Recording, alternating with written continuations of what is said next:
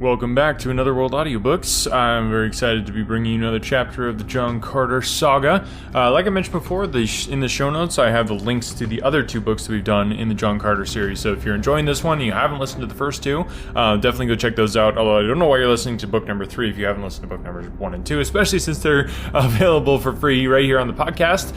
Just gotta give you a huge shout out to all the new YouTube subscribers. Thank you guys so much. I'm so excited to see that channel growing. If you haven't subscribed yet, would you please just take 2 seconds and run over there and subscribe. I'll put it in the show notes as well. I'm really trying to grow YouTube so that it can become a bit of a revenue stream. I don't know how well it's gonna work, but I need to hit 1,000 subscribers. So if I can get your help getting there, we're already over halfway there, and we're pushing every day to get all the way to 1,000. But I need your help. So if you could share that on social media, get your friends to subscribe. Go ahead and subscribe. That would just mean the world to me. I would really, really appreciate it. So go check that out.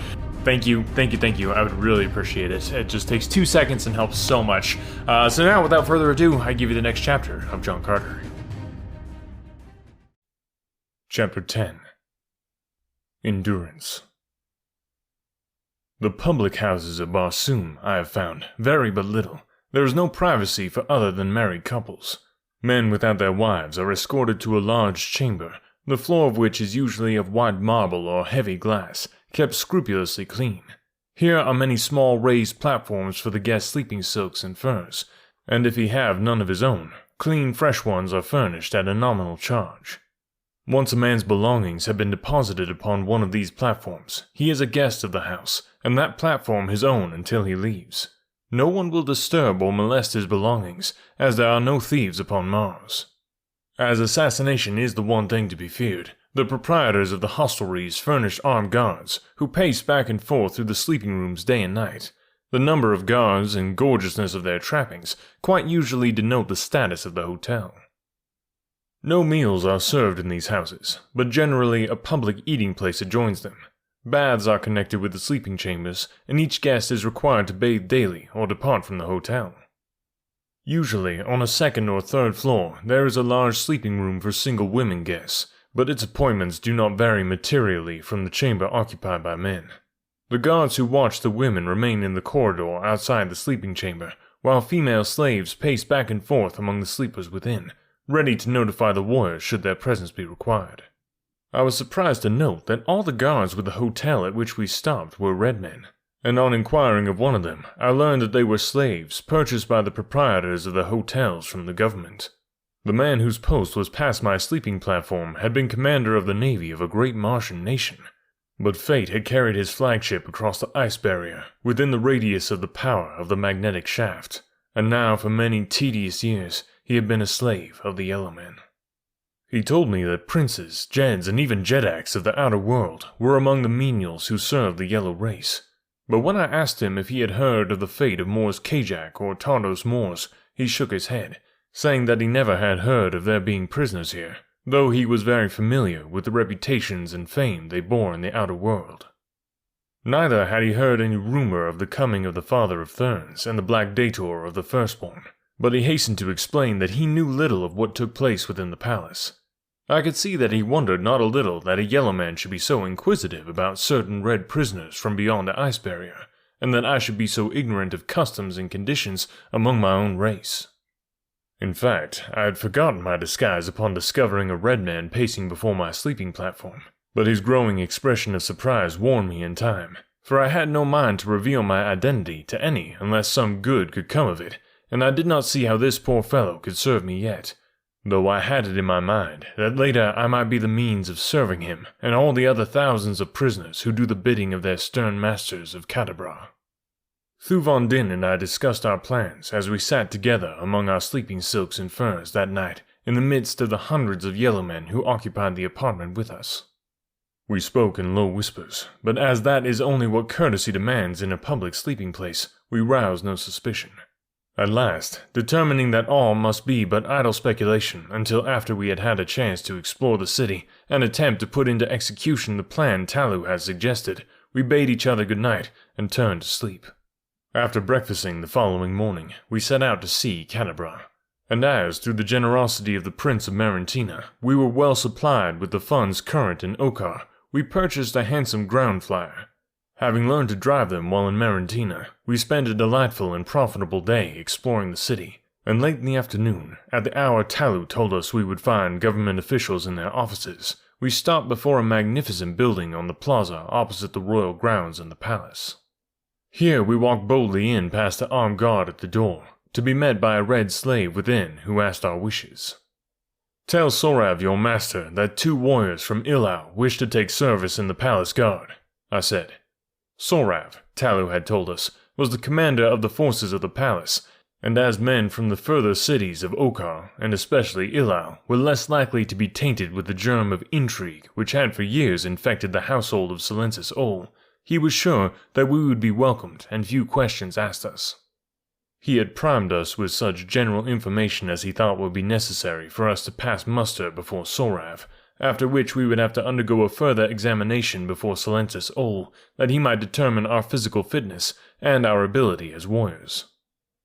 The little experience we had had with the strange hook sword of the Yellow Man and his cup-like shield made it seem rather unlikely that either of us could pass this final test, but there was the chance that we might be quartered in the palace of Silensis Ol for several days after being accepted by Sorav before the Jeddak of Jeddaks would find time to put us to the final test. After a wait of several minutes in an antechamber, we were summoned into the private office of Sorav, where we were courteously greeted by this ferocious-appearing black-bearded officer. He asked us our names and stations in our own city, and having received replies that were evidently satisfactory to him, he put certain questions to us that Talu had foreseen and prepared us for. The interview could not have lasted over 10 minutes, when Sorav summoned an aide whom he instructed to record us properly, and then escort us to the quarters in the palace, which are set aside for aspirants to membership in the palace guard. The aide took us to his own office first, where he measured and weighed and photographed us simultaneously with a machine ingeniously devised for that purpose, 5 copies being instantly reproduced in 5 different offices of the government, 2 of which are located in other cities miles distant. Then he led us through the palace grounds to the main guardroom of the palace, there turning us over to the officer in charge. This individual again questioned us briefly, and finally dispatched a soldier to guide us to our quarters. These we found located upon the 2nd floor of the palace, in a semi-detached tower at the rear of the edifice. When we asked our guide why we were quartered so far from the guardroom, he replied that the custom of the older members of the guard of picking quarrels with aspirants to try their mettle had resulted in so many deaths that it was found difficult to maintain the guard at its full strength while this custom prevailed. Silensis Ol had therefore set apart these quarters for aspirants, and here they were securely locked against the danger of attack by members of the guard. This unwelcome information put a sudden check to all our well-laid plans, for it meant that we should virtually be prisoners in the palace of Silensis Ol until the time that he should see fit to give us the final examination for efficiency. As it was this interval upon which we had banked to accomplish so much in our search for Deja Thoris and Thuvia of Thoth, our chagrin was unbounded when we heard the great lock click behind our guide as he had quitted us after ushering us into the chamber we were to occupy. With a wry face I turned to Thu Von Din. My companion but shook his head disconsolately, and walked to one of the windows upon the far side of the apartment. Scarcely had he gazed beyond them than he called to me in a tone of suppressed excitement and surprise. In an instant I was by his side. "Look," said Thu Von Din, pointing toward the courtyard below. As my eyes followed the direction indicated, I saw 2 women pacing back and forth in an enclosed garden. At the same moment, I recognized them. They were Deja Thoris and Thuvia of Thoth. There were they whom I had trailed from one pole to another, the length of a world. Only 10 feet of space and a few metal bars separated me from them. With a cry, I attracted their attention, and as Deja Thoris looked up full into my eyes, I made the sign of love that the men of Barsoom make to their women. To my astonishment and horror, her head went high, and as a look of utter contempt touched her fine, chiseled features, she turned her back full upon me. My body is covered with the scars of 1,000 conflicts, but never in all my long life have I suffered such anguish from a wound, for this time the steel of a woman's look had entered my heart. With a groan, I turned away and buried my face in my arms. I heard Thu Von Din call aloud to Thuvia, but an instant later his exclamation of surprise betokened that he too had been repulsed by his own daughter. "They will not even listen," he cried to me. "They have put their hands over their ears and walked to the farther end of the garden. Ever heard you of such mad work, John Carter? The two must be bewitched." Presently I mustered the courage to return to the window, for even though she spurned me, I loved her, and could not keep my eyes from feasting upon her divine face and figure, but when she saw me looking, she again turned away. I was at my wit's end to account for her strange actions, and that Thuvia too had turned against her father seemed incredible. Could it be that my incomparable princess still clung to the hideous faith from which I had rescued her world? Could it be that she looked upon me with loathing and contempt because I had returned from the valley door, or because I had desecrated the temples and persons of the holy Therns? To naught else could I ascribe her strange deportment, yet it seemed far from possible that such could be the case, for the love of Deja Thoris for John Carter had been a great and wondrous love, far above racial distinctions, creed, or religion. As I gazed ruefully at the back of her haughty royal head, a gate at the opposite end of the garden opened, and a man entered.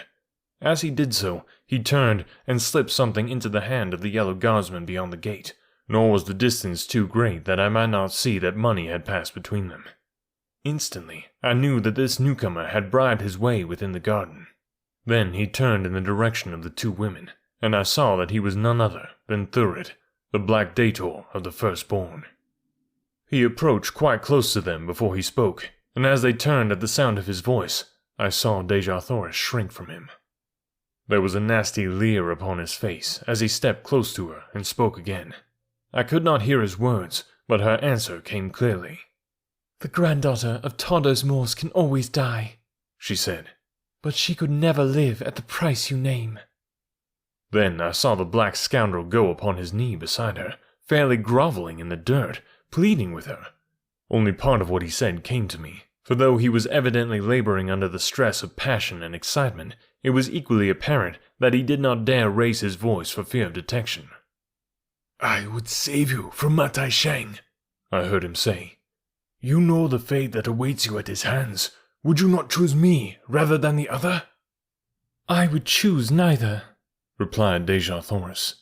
"Even were I free to choose, as you know well I am not." "You are free!" he cried. "John Carter, Prince of Helium, is dead!" "I know better than that.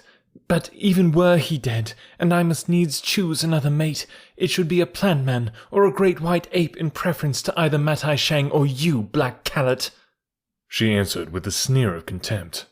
Of a sudden, the vicious beast lost all control of himself, as with a vile oath he leaped at the slender woman, gripping her tender throat in his brute clutch.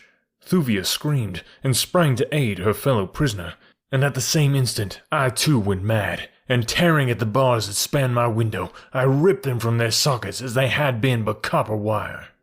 Hurling myself through the aperture, I reached the garden, but 100 feet from where the black was choking the life from my Deja Thoris, and with a single great bound I was upon him.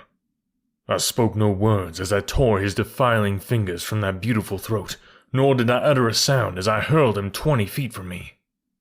Foaming with rage, Thurid regained his feet and charged me like a mad bull.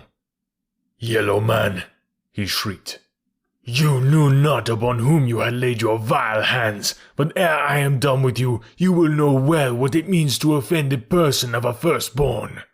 Then he was upon me, reaching for my throat, and precisely as I had done that day in the courtyard of the Temple of Is, I did here in the garden of the Palace of Silentis Ol. I ducked beneath his outstretched arms, and as he lunged past me, I planted a terrific right upon the side of his jaw.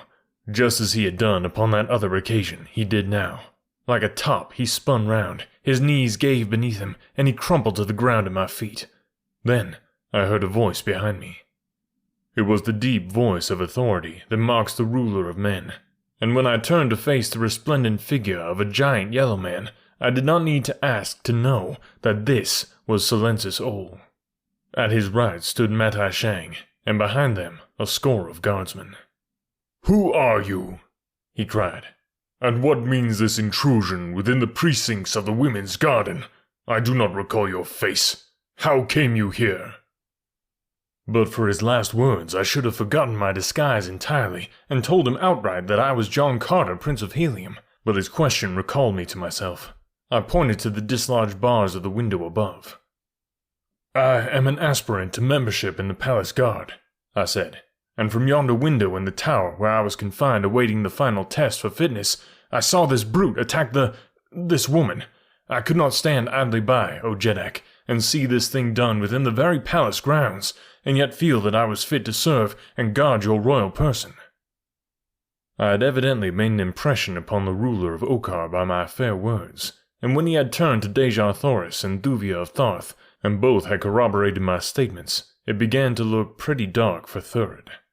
I saw the ugly gleam in Matai Shang's evil eyes as Deja Thoris narrated all that had passed between Thurid and herself, and when she came to that part which dealt with my interference with the Dator of the Firstborn, her gratitude was quite apparent, though I could see by her eyes that something puzzled her strangely. I did not wonder at her attitude toward me while others were present, but that she should have denied me while she and Thuvia were the only occupants of the garden still cut me sorely. As the examination proceeded, I cast a glance at Thurid, and startled him looking wide-eyed and wonderingly at me, and then, of a sudden, he laughed full in my face. A moment later, Silensis Ol turned toward the Black. "What have you to say in explanation of these charges?" he asked in a deep and terrible voice. "Dare you aspire to one whom the Father of Therns has chosen? One who might even be a fit mate for the Jeddak of Jeddaks himself?" And then the black-bearded tyrant turned, and cast a sudden greedy look upon Deja Thoris, as though with the words a new thought and a new desire had sprung up within his mind and breast. Thurid had been about to reply, and with a malicious grin upon his face was pointing an accusing finger at me, when Silensis Ol's words and the expression of his face cut him short. A cunning look crept into his eyes, and I knew from the expression of his face that his next words were not the ones he had intended to speak. "O mightiest of Jeddaks," he said, "the man and the woman do not speak the truth. The fellow had come into the garden to assist him to escape. I was beyond and overheard their conversation, and when I entered, the woman screamed, and the man sprang upon me and would have killed me. What know you of this man? He is a stranger to you, and I dare say that you will find him an enemy and a spy. Let him be put on trial, Silensis Ol, rather than your friend and guest, Thurid, Dator of the Firstborn." Silensis Ol looked puzzled. He turned again and looked upon Deja Thoris, and then Thurid stepped quite close to him and whispered something in his ear. What, I know not.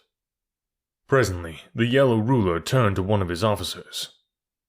"See that this man be securely confined until we have time to go deeper into this affair," he commanded.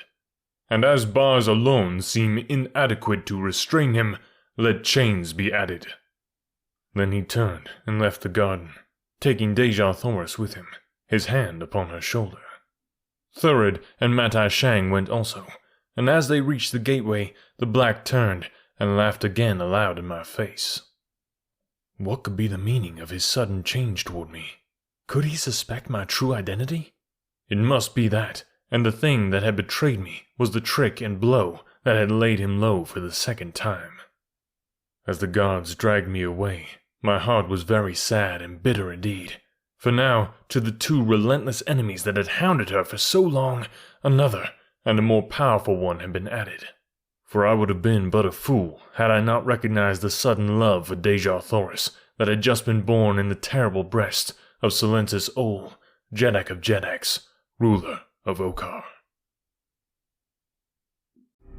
Maybe I missed something in this chapter, but the chapter name was In Durance. It's a break. It's in and then Durance, two things. So maybe I missed that was like where they went at some point. That chapter name didn't make any sense to me. Let me know if I missed something. Hit me up, anotherworldaudiobooks@gmail.com, or you can just let me know on social media as well, Facebook, Twitter, etc., etc. Thanks guys for listening, and don't forget, if you wouldn't mind, just take those 2 seconds to subscribe on YouTube, and drop a comment. I would love to subscribe. If you have a channel, if you have something to promote, drop a comment on one of the videos, and I would love to give you a shout out here on the show. So thanks guys for listening, and we'll catch you next week.